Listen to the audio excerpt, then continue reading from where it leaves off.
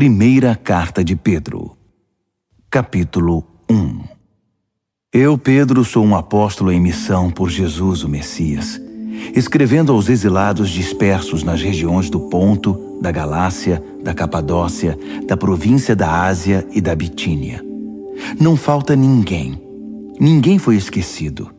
Deus, o Pai, está de olho em cada um de vocês e decidiu, pela obra do Espírito, mantê-los obedientes por meio do sacrifício de Jesus. Que tudo de bom seja enviado da parte de Deus a vocês. Que Deus nós temos! E como somos felizes em tê-lo, o Pai do nosso Senhor Jesus.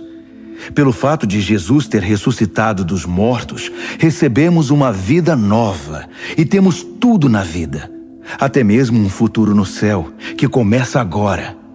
Deus está atento a nós e ao futuro. O dia em que vocês terão tudo isso, vida restaurada e integral, está chegando. Sei quanto vocês se sentem bem com isso, ainda que nesse meio tempo tenham de enfrentar todo tipo de provação. O ouro puro passado pelo fogo sai comprovadamente puro. A fé genuína que passa pelo sofrimento sai comprovadamente genuína. Quando Jesus consumar tudo, será a fé que vocês têm, não o ouro, que Deus vai apresentar como prova da vitória dele. Vocês nunca o viram, mesmo assim o amam. Vocês ainda não o veem, mesmo assim confiam nele, rindo e cantando. E continuam crendo. Por isso, vão conseguir o que querem, salvação plena. Os profetas que previram o presente momento fizeram muitas perguntas acerca do dom da vida que Deus estava preparando. O Espírito do Messias já havia revelado antes que o Messias passaria por sofrimento seguido de glória. Eles queriam saber quem e quando. Tudo que informaram a eles foi que estavam servindo vocês, que por ordem do céu agora ouvem por vocês mesmos, por meio do Espírito Santo, a mensagem do cumprimento daquelas profecias. Percebem como são privilegiados? Os anjos dariam qualquer coisa para se envolver nisso. Por isso, arregassem as mangas. Ponham a mente para funcionar e estejam prontos para receber o dom que está para chegar com a vinda de Jesus. Não se acomodem aos velhos caminhos do pecado, quando vocês só faziam o que queriam. Naquele tempo, vocês não conheciam nada, mas agora conhecem. Como filhos obedientes, andem no caminho da vida moldado pela vida de Deus, uma vida ativa e cheia de santidade. Deus disse: eu sou santo, então sejam santos. Vocês pedem ajuda a Deus e Ele atende. É um bom pai. Mas não se esqueçam de que é também um pai responsável e não vai deixar que vocês vivam na lama. A vida de vocês é uma jornada que deve ser empreendida com uma profunda consciência de Deus. Custou muito caro para Deus tirá-los daquela vida sem rumo e vazia em que vocês foram criados. Ele pagou com o sangue sagrado de Cristo. Vocês sabem disso. Ele morreu como um cordeiro sem culpa. E não foi algo impensado. Ainda que só agora, no fim dos tempos, o plano tenha vindo a público, Deus sempre soube o que ia fazer por vocês. É por causa do Messias sacrificado, a quem Deus depois glorificou e ressuscitou, que vocês confiam em Deus e sabem que têm um futuro nele. Agora que vocês purificaram a vida por meio da verdade, amem-se uns aos outros, como se a vida de vocês dependesse disso. A vida nova que possuem não é como a velha vida. O velho nascimento de vocês veio de semente mortal. O novo nascimento vem da palavra viva de Deus. Pensem nisto. Uma vida concebida pelo próprio Deus. Foi por isso que o profeta disse: a vida velha é como a grama. Sua beleza se vai como as flores do campo. A grama seca, as flores murcham, e a palavra de Deus continua e continua para sempre. Essa é a palavra que concebeu a nova vida em vocês. 1 de Pedro, capítulo 2. Por isso limpem a casa, tratem de varrer tudo que é malícia, fingimento, inveja e comentários maldosos. Vocês já provaram de Deus. Agora, como bebês de colo, bebam a pura bondade de Deus e assim crescerão maduros e completos em Deus. Bem-vindos à pedra viva, a fonte da vida. Os pedreiros olharam para ela e a desprezaram, mas Deus lhe deu um lugar de honra. Apresentem-se como pedras para a construção de um santuário cheio de vida, em que servirão como sacerdotes, oferecendo a Deus vidas aprovadas por Cristo. As Escrituras dizem: Vejam, estabeleço uma pedra em Sião, uma pedra de canto em lugar de honra. Quem tem essa pedra como base nunca irá se arrepender. Para quem confia nele, ele é a pedra de que podemos nos orgulhar. Mas para aqueles que se recusam a confiar nele, a pedra que os pedreiros rejeitaram é agora a principal pedra de fundação. Para quem não confia, ela é uma pedra de tropeço, uma rocha bloqueando o caminho. Eles tropeçam e caem, porque se recusam a obedecer como foi predito. Mas vocês são os escolhidos de Deus, escolhidos para a alta vocação do trabalho sacerdotal e para serem um povo santo. São instrumentos de Deus para fazer sua obra e falar por Ele, e para contar a todos quanta diferença Ele fez na vida de vocês. De nada para alguma coisa, de rejeitados para aceitos. Amigos, este mundo não é a casa de vocês. Por isso não se sintam à vontade nele. Não deem espaço para o ego à custa da sua alma. Vivam uma vida exemplar entre os descrentes, para que o comportamento de vocês refute o preconceito deles. Então, eles serão conquistados para o lado de Deus e estarão lá para participar da festa quando Ele vier. Deixem o Senhor orgulhoso de vocês, sendo bons cidadãos. Respeitem as autoridades, qualquer que seja o nível delas. Elas são emissárias de Deus, responsáveis por manter a ordem. É a vontade de Deus que, ao fazer o bem, vocês possam curar a ignorância dos tolos que o consideram um perigo para a sociedade. Usem da sua liberdade para servir a Deus, não para quebrar as regras. Tratem todos com dignidade. Amem sua família espiritual. Temam a Deus. Respeitem o governo. Sejam bons empregados para o patrão. Não apenas para os bons patrões, mas também para os maus. O que importa é que suportem tudo por causa de Deus, quando forem maltratados sem razão.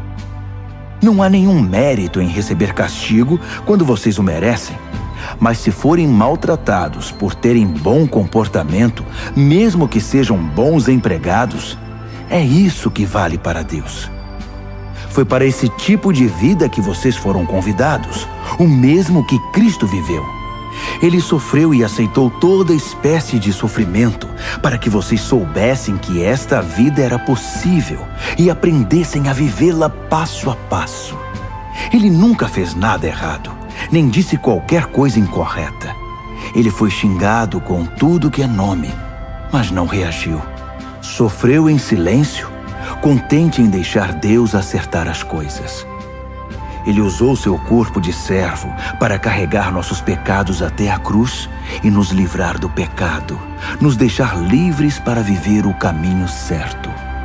Os ferimentos dele são a cura de vocês. Vocês eram ovelhas perdidas, sem saber quem eram ou para onde estavam indo.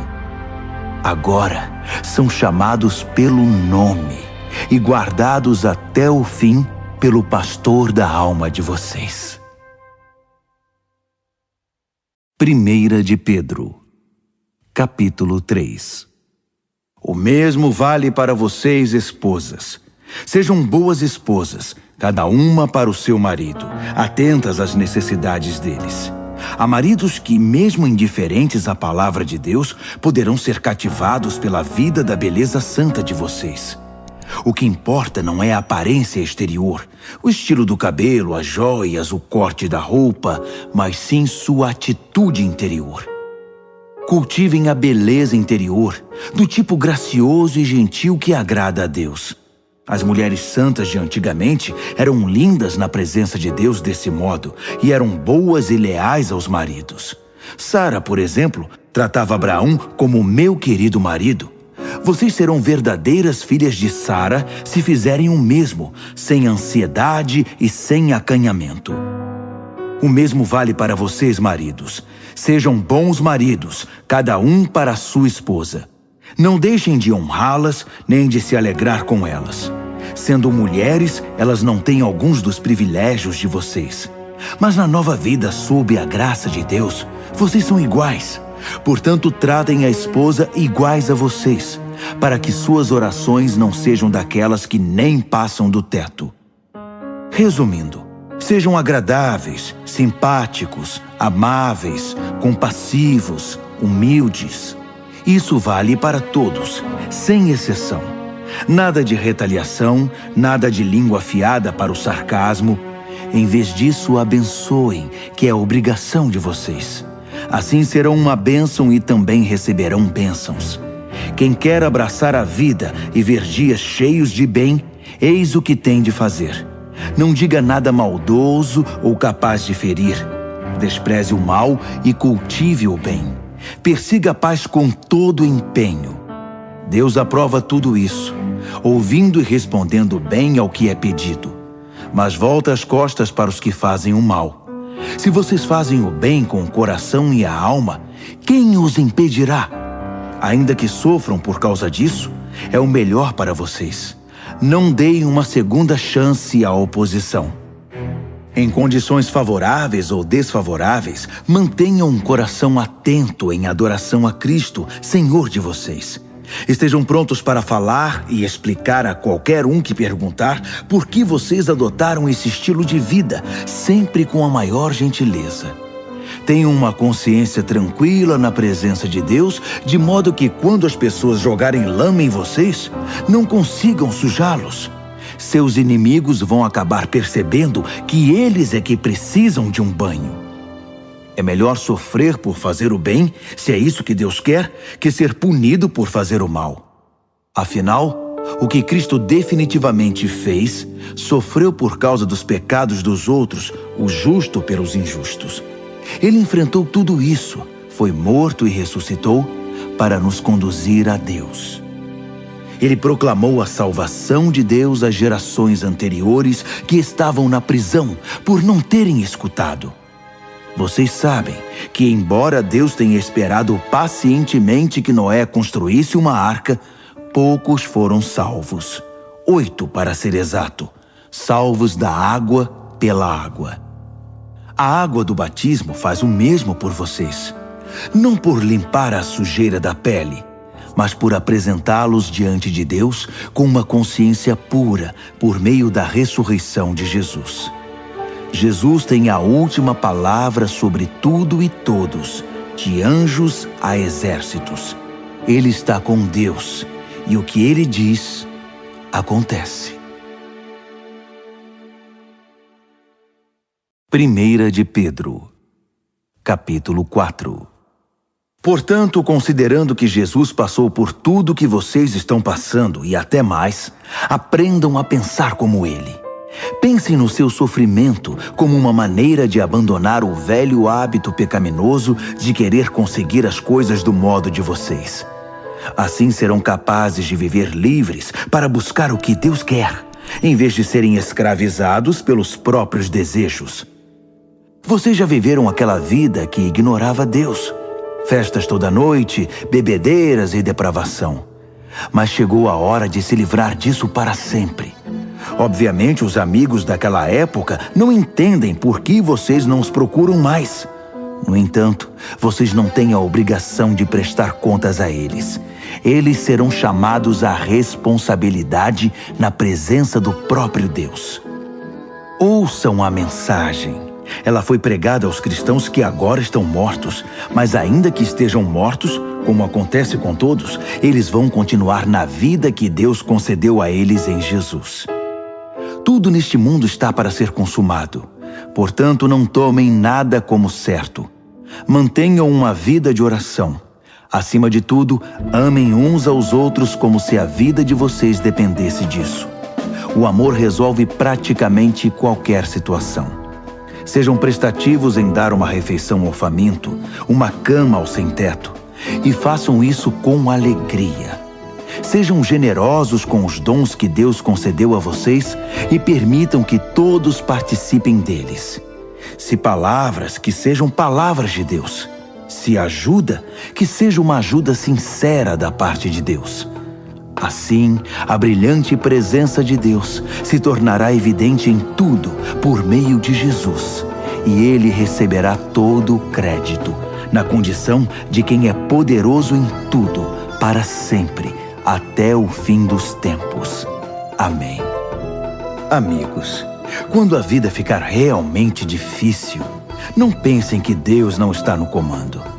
Em vez disso, alegrem-se, pois vocês estão passando pelo mesmo que Cristo passou.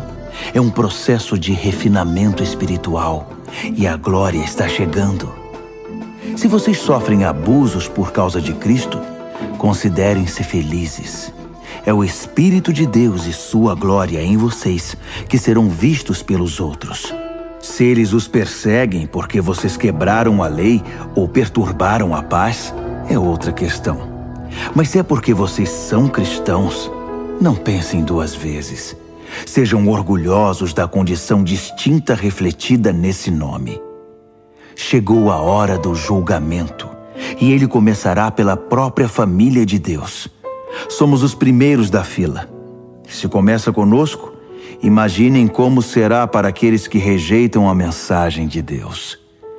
Se os bons quase não resistem, o que está reservado para os maus? Então, se vocês acham que a vida está difícil porque estão fazendo o que Deus mandou, fiquem tranquilos, confiem nele. Ele sabe e sempre saberá o que está fazendo.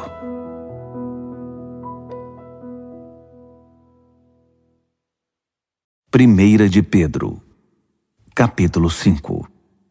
Tenho uma preocupação especial por vocês, líderes da igreja. Sei o que é ser líder, participar dos sofrimentos de Cristo e também da glória futura. Esta é minha preocupação, que vocês cuidem do rebanho de Deus com todo o cuidado de um pastor. Não porque são obrigados, mas porque desejam agradar a Deus. Não calculando o que vão ganhar com isso, mas agindo com espontaneidade. Não como mandões, dizendo aos outros o que fazer, mas apontando o caminho com toda a gentileza. Quando Deus, que é o melhor pastor de todos, manifestar ao mundo seu domínio, ele verá que vocês agiram corretamente e não economizará elogios. E vocês que são mais jovens devem seguir seus líderes. Mas todos vocês, líderes e liderados, devem ser humildes uns diante dos outros, pois Deus é contra os orgulhosos, mas tem prazer em pessoas simples. Portanto, contentem-se com o que são e não empinem o nariz. A mão de Deus é forte e está sobre vocês. Ele os exaltará no tempo certo. Vivam livres de preocupação na presença de Deus. Ele toma conta de vocês. Tenham uma mente tranquila, mas estejam sempre atentos. O diabo está querendo atacar e não quer outra coisa senão apanhar vocês desprevenidos. Não baixem a guarda. Vocês não são os únicos a enfrentar momentos difíceis. Acontece o mesmo com muitos cristãos ao redor do mundo. Por isso, fiquem firmes na fé. O sofrimento não vai durar para sempre. Não na presença de um Deus generoso, que tem grandes planos para nós em Cristo, planos eternos e gloriosos. Ele vai conservá-los unidos e firmes para sempre. Deus tem a última palavra. Sim, Ele a tem. Envio esta breve carta a vocês por meio de Silas, um irmão muito confiável. Tenho a maior consideração por ele. Escrevi do modo mais claro e veemente que pude. Essa é a verdade generosa de Deus. Recebam-na de braços abertos. A igreja no exílio aqui comigo, mas nem por um momento esquecida por Deus, quer ser lembrada por vocês. Marcos, que é como um filho para mim, envia saudações. Abracem todos aí. A paz seja com vocês, a todos os que andam nos caminhos de Cristo.